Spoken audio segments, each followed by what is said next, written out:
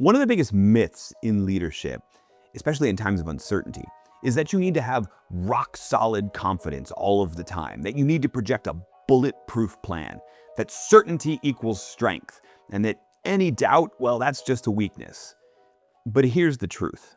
Rigid confidence in a fragile plan is a recipe for disaster. The act of planning is more valuable than any one single plan. Why?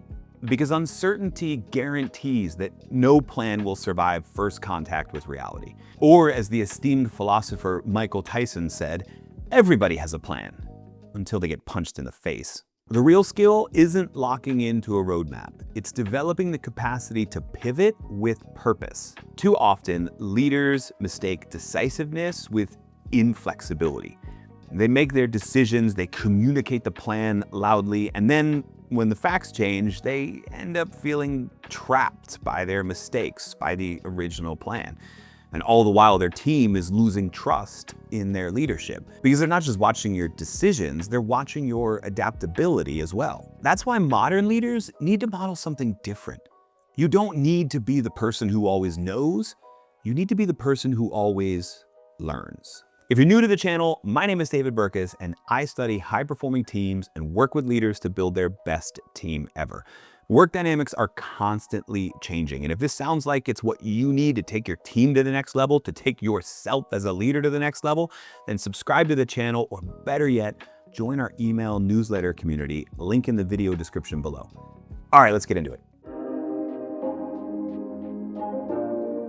Satya Nadella, the CEO of Microsoft, said that leaders need to pivot from being know-it-alls to learn-it-alls. And that's not just clever wordsmithing, it's crucial. Why? Because when uncertainty hits, your old playbook won't cut it. The market shifts, consumer behavior changes, your team needs to evolve. And in those moments, if you're so rigid into what you were always doing, you're going to miss what the moment is trying to teach you. Learning leaders do the opposite. They stay curious. They keep asking questions. They're willing to admit when they don't have the answers. And here's the paradox. That vulnerability, it doesn't make people trust you less as a leader. In fact, it makes them trust you more. What are we missing? What could go wrong here? What does the team see that I don't? When you ask these types of questions, you're signaling that learning is part of your culture. And in uncertain times, that mindset isn't optional. It's your greatest competitive advantage. Uncertainty isn't a surprise anymore, it's the standard. And in a world of constant change, effective leaders prepare for that change the same way that world-class athletes and performers do. They rehearse. The same way a quarterback doesn't just study the playbook, but runs drills on what to do in every possible scenario.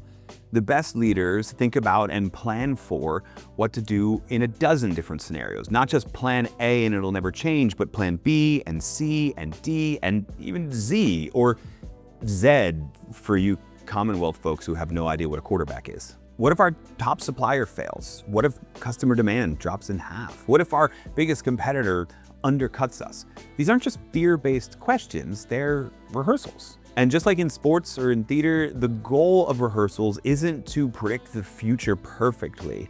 It's to respond faster and smarter when the unexpected happens. And here's the trick. You don't have to do this alone.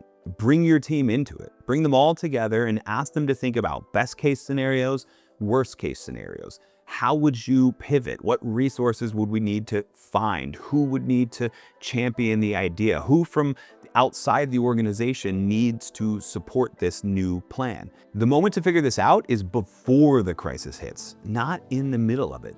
Rehearsals build resilience. This turns uncertainty from a threat into a test you've already studied for. And when you have to make those pivots, your team will follow you with more confidence because they know you're not just reacting, you're ready. In times of uncertainty, silence isn't neutral, it's dangerous. When leaders go quiet, team members don't relax. They stir, they speculate. They start to fill their head with lots of different worst case scenarios.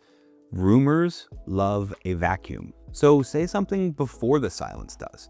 Because if you don't shape the narrative, the rumors will, and they won't be positive. That doesn't mean you have to have all of the answers. Remember, learn it all, not know it all. But it does mean you need to share what you do know, and here's what's most important, what you're still figuring out. Let me say this really clearly. Transparency isn't about certainty, it's about trust. Team members don't expect perfection, but they do expect to be informed, included, and respected. And in today's hybrid, never not working world, that communication can't wait for a quarterly town hall or even your weekly all hands meeting. Write a short memo, draft up an email, have a quick conference call. It doesn't have to be a polished TED talk. It just needs to be real. I see this happen all of the time. In fact, just last week, I was talking to a friend of mine whose company had lost a major contract with one of their customers. And they knew they were up for bid, but the company didn't actually communicate they'd lost it. Do you know how she found out? When recruiters called. Hey, we work for the company that did win the bid. Would you like to come join us? That's a terrible way to find out bad news, but the truth is, even if it was good news, you want your team to hear it from you first. Here's the points you need to hit. Here's what's happening. People crave clarity. And I know that there are probably some things you can't share. I know there's some things you don't know yet. And so you might think, well, I don't want to be proven wrong, so I should share nothing.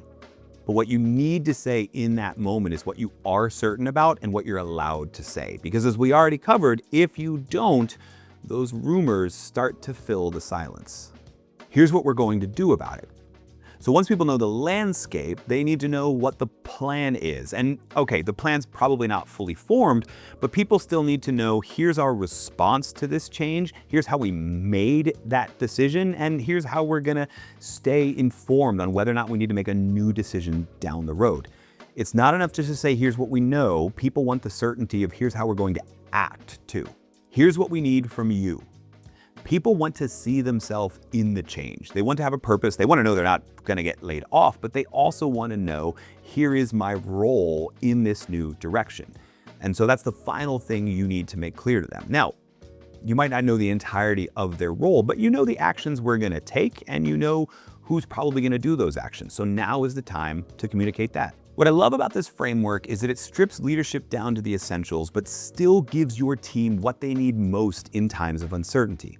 Clarity, consistency, and connection. So don't overcomplicate it. Say what you know, say what you're doing, and say what you need. And remind them that we're all in this together. Because great leaders don't just guide people through the crisis, they keep them connected along the way. And since we're all in this together, it means that your people are gonna wanna share what their ideas are, which means as a leader, you're gonna need to brush up, rehearse if you will, your active listening skills. So check out this video here on what active listening truly means for leaders and how to rehearse it and get better at it.